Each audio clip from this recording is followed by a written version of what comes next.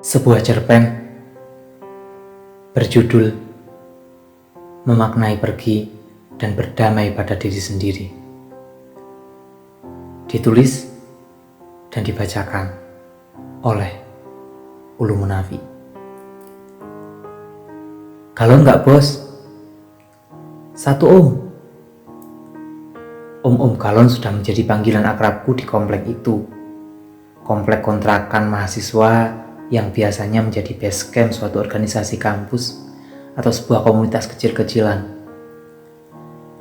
Suasana riuh dari sore sampai menjelang pagi selalu terdengar.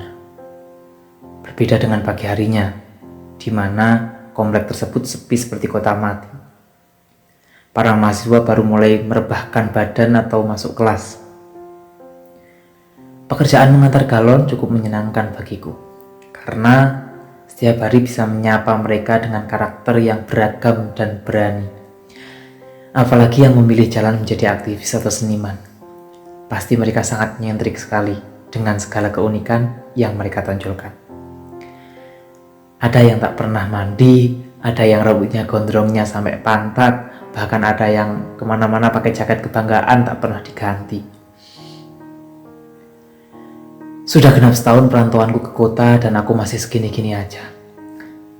Tidak ada perubahan yang signifikan sama sekali dalam hidupku. Tidak kunjung kaya, tidak kunjung dapat jodoh. Tidak ada keberuntungan yang aku alami seperti di sinetron-sinetron TV. Kenapa aku bisa di sini? Kenapa aku memilih jalan ini? Jadi begini ceritanya. Setahun yang lalu aku ditinggalkan olehnya. Perempuan yang di setiap malam aku bayangkan menjadi teman tertawa di masa tua. Selalu kusebut namanya dalam doa, tapi lebih memilih pemuda desa seberang yang mapan walau datang belakangan. Pemuda dengan membawa segala kesempurnaan di mata orang tuanya, memamerkan gelar sarjana dan membanggakan pekerjaannya. Dengar-dengar, pemuda tersebut baru lolos PNS. Dan itu menjadi alasan kenapa orang tuanya memaksa dia untuk menikahinya dan melupakanku tentunya. Melupakan seorang guru madrasah yang hanya mengolah sawah tinggalan orang tua dan tak punya penghasilan tetap. Dia bernama Dini. Perempuan yang selalu menemaniku mengajar setiap sore di madrasah. Banyak sekali kenangan bersamanya, mulai dari bertukar cerita, melepas tawa, dan sangat disayang oleh anak-anak. Bahkan sudah dianggap seperti ayah ibu oleh mereka di kelas. Nama kita berdua sering disejajarkan di sampul halaman mereka dengan menyambung gambar love yang sangat indah dan sering membuat kita saling tersipu malu. Jujur sangat membekas sekali kenangan itu, dan kini aku harus mengikhlaskannya jatuh di pangkuan orang lain. Tidak ada yang bisa disalahkan atas kejadian ini. Dia meninggalkanku karena patuh kepada orang tuanya. Pemuda tersebut juga tak salah karena datang dengan restu orang tuanya. Apalagi orang tuanya pasti memilihkan jodoh terbaik untuk anaknya yang mapan dan janjinya kelihatan. Mungkin yang salah adalah aku. Dengan segala kekuranganku, cinta yang hanya modal hati dan ketulusan, tak punya apa-apa untuk dibanggakan. Semua itu akhirnya membuat aku memutuskan untuk pergi menjauh dari desa, mencari berlibur lara, menghapus kenangan lama bersamanya. Aku mencoba pamit baik-baik kepada dia karena tidak bisa datang ke resepsi pernikahannya.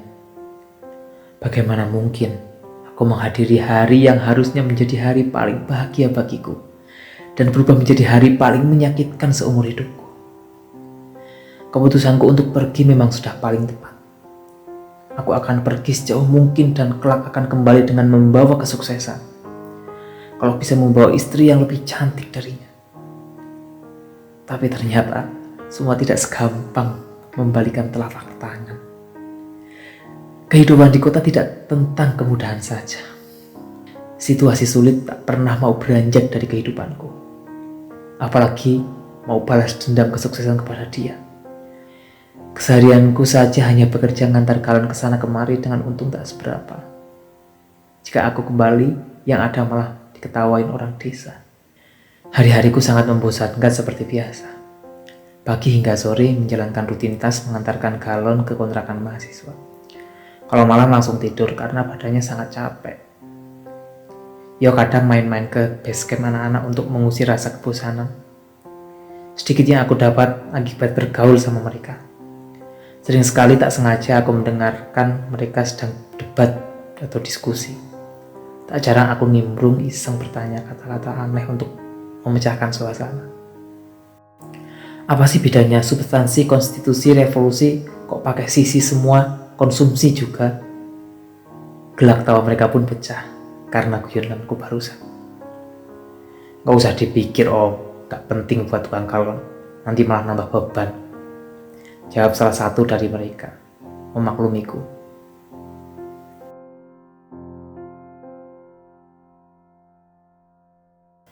Kata-kata sulit seperti itu sering aku dengar gara-gara aku banyak nongkrong di base camp dengan mereka. Berapa kali aku ikut membantu kegiatan mereka, sampai hafal persiapan ketika mau demo, galang dana, diskusi, dan kegiatan kemanusiaan yang lainnya. Kerinduanku kepada desa mulai muncul kembali, terutama kepada anak-anak desa. Mengingat tawanya, manjanya, yang menjadikan seberapapun besar masalah yang sedang aku hadapi, menjadi redam sejenak jika aku sudah masuk kelas bercanda ria bersama mereka.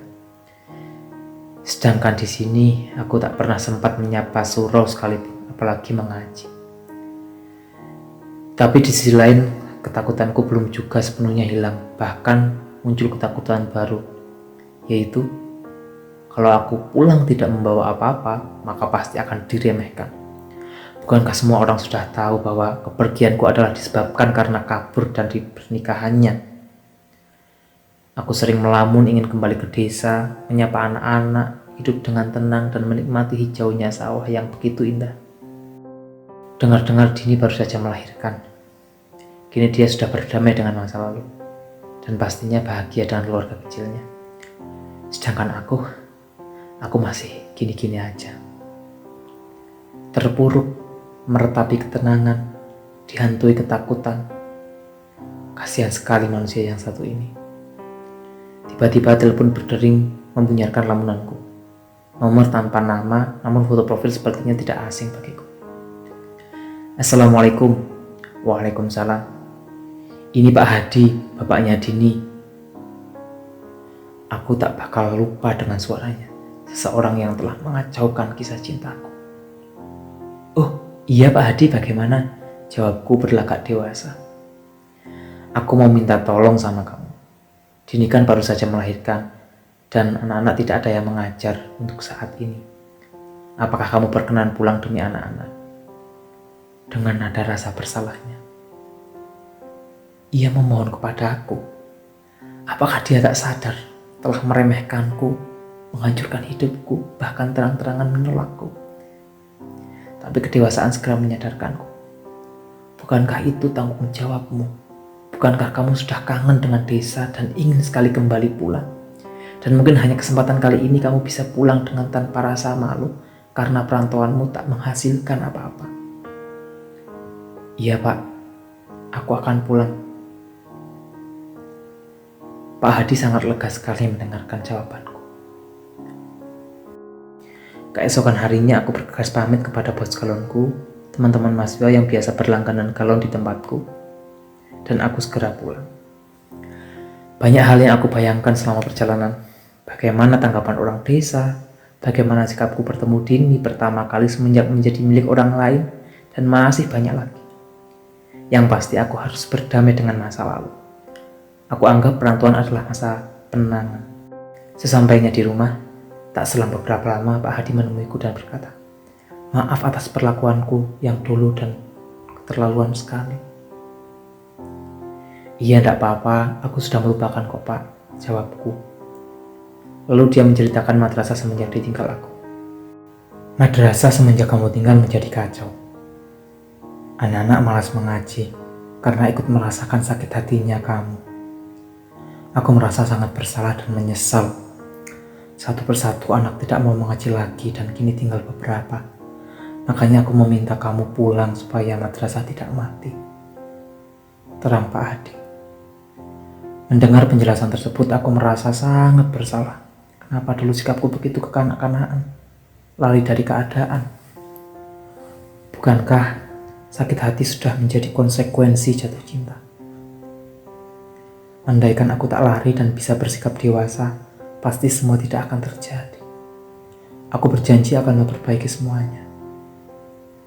Udara desa yang sudah lama kurindukan, kini bisa aku hidup kembali. Waktu yang sangat tepat untuk membuka lembaran-lembaran baru. Pertama yang aku lakukan adalah mendesain kelas dengan menarik, bernuansa warna-warni, dan menyenangkan. Anak-anak mulai penasaran, satu persatu mereka mau kembali. Hari demi hari semakin banyak orang tua yang mendaftarkan anaknya untuk mengaji lagi. Beberapa pemuda desa aku ajak bergabung untuk menghidupkan madrasah, dan kepulanganku mulai disambut baik oleh masyarakat. Keaktifanku membuat masyarakat berharap banyak padaku.